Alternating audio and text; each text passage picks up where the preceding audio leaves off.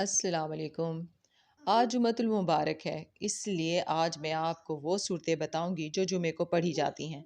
ان میں سے ایک سورہ جمعہ ہے جو 28ویں سپارے میں ہے، اور ایک سورہ دخان ہے جو 25ویں سپارے میں ہے، اور سورہ کہف ہے جو 15ویں اور 16ویں سپارے میں ہے۔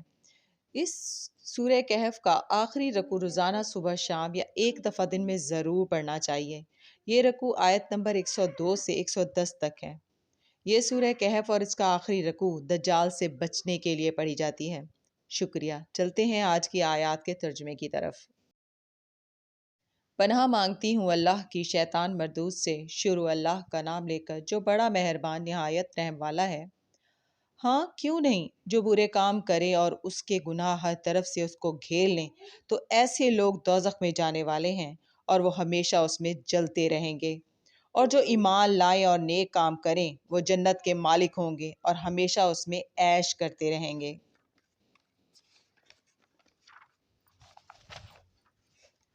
اور جب ہم نے بنی اسرائیل سے عہد لیا کہ اللہ کے سوا کسی کی عبادت نہ کرنا، اور ماں باپ اور رشتہ داروں اور یتیموں اور محتاجوں کے ساتھ بھلائی کرتے رہنا، اور لوگوں سے اچھی باتیں کہنا، اور نماز پڑھتے اور زکوٰۃ دیتے رہنا، تو چند آدمیوں کے سوا تم سب اس عہد سے منہ پھیر کر پلٹ گئے۔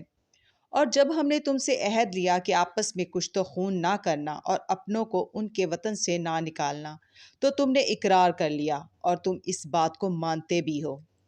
پھر تم وہی ہو کہ اپنوں کو قتل بھی کر دیتے ہو اور اپنے میں سے بعض لوگوں پر گناہ اور ظلم سے چڑھائی کر کے انہیں وطن سے نکال بھی دیتے ہو، اور اگر وہ تمہارے پاس قید ہو کر آئیں تو بدلہ دے کر ان کو چھڑا بھی لیتے ہو، حالانکہ ان کا نکال دینا ہی تم پر حرام تھا۔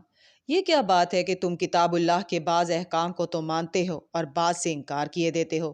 تو جو تم میں سے ایسی حرکت کریں ان کی سزا اس کے سوا اور کیا ہو سکتی ہے کہ دنیا کی زندگی میں تو رسوائی ہو اور قیامت کے دن سخت سے سخت عذاب میں ڈال دیے جائیں، اور جو کام تم کرتے ہو اللہ ان سے غافل نہیں۔ صدق اللہ العظیم۔ کل انشاءاللہ پھر ملیں گے اگلی 5 آیات کے ترجمے کے ساتھ۔ اللہ حافظ۔